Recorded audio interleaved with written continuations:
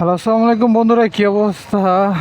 গতকালকে আপনারা বলছিলেন যে মোল্লা মার্কেট থেকে বাদশামী স্কুল পর্যন্ত কয়টা বিট গুনতাম। সো আমি মোল্লা মার্কেটে একটা বিট অলরেডি পার হয়ে গেছি। সামনে আর কয়টা বিট আছে এটা আপনাদেরকে দেখাবো। আসলে স্পিড ব্রেকার দিলে যে রাস্তা নিয়ন্ত্রণে চলে আসে তা না। এই যে 2 নম্বর বিট, আপনার স্পিড ব্রেকারগুলি দেওয়া যায় যে কোনো স্কুল প্রতিষ্ঠানের সামনে। 3 নম্বর ব্রিড, যেমন ধরেন এখানে একটা অ্যাম্বুলেন্সের ইমার্জেন্সি রুগী যদি এই রুটটা যায় তাহলে মনে করেন দেখেন 10 মিটারের ভিতরে আরেকটা বিট, আবার 10 মিটারের ভিতরে আরেকটা বিট। এটা হচ্ছে টিনের মসজিদ।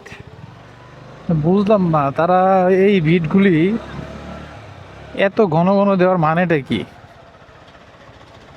তো অলরেডি আমরা 4 নম্বর বিট ক্রস করলাম। এখন দেখি সামনে আর কোথায় কোথায় বিট আছে। আবার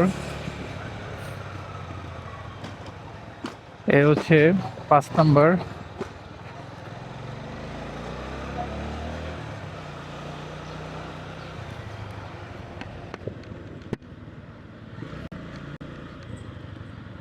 আর এ হচ্ছে 6 নম্বর ব্রিজ। এর 10 মিটার সামনে আরেকটা ব্রিজ, এই 7। মানে ভাবা যায় 200 মিটারের মধ্যে আপনার 7টা ব্রিজ। পুরো রাস্তা তো আরও বাকি আছে করতো, তাহলে মনে হয় এই যে 8 নম্বর ব্রিজ। আমি জানি না এছাড়া আরও অন্য কোনো রুটে এত ভিড় আছে নাকি না। এই যে 9 নম্বর ব্রিজ, এটা এত উঁচা করে দিছে যা বলার বাহিরে। এখানে যদি ল্যাম্বরগিনি নিয়ে আসে কেউ ভুলবশত এই রুটে ঢুকে, আমার মনে হয় তার ল্যাম্বরগিনি এই ভিড় পার করার জন্য চেন কুপ্পা লাগবে। হ্যাঁ, তুমি বামার দিবা আর আমি ব্রেক করলাম, এটাই তো মানে বুঝলাম না কিছু।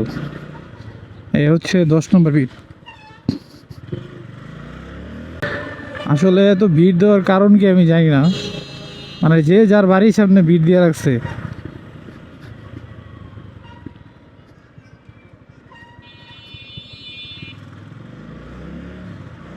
অলরেডি বাদশামী স্কুলের খুব কাছাকাছি চলে আসছি, সামনে বাদশামী স্কুল। তো সর্বোচ্চ মনে হয় 5 থেকে 600 মিটারের ভিতরে আমি 11টা বিট পেয়ে গেছি। তো এইভাবে যদি আপনারা ভিড় দিয়া মনে করেন যে বাইকার করে বা যারা উল্টাপাল্টা চালায় ওদেরকে নিয়ন্ত্রণে আনবেন, এটা একদম আপনাদের ভুল ধারণা। যারা মনে করেন উগ্রভাবে গাড়ি চালায় তারা এই ভিড়ের মধ্যে চালাবে, দেখবেন ভিড় টিট মাইরা ফাঁকায় দিব। ওই জন্যই এই যে চলে আসছে বাসামি স্কুল।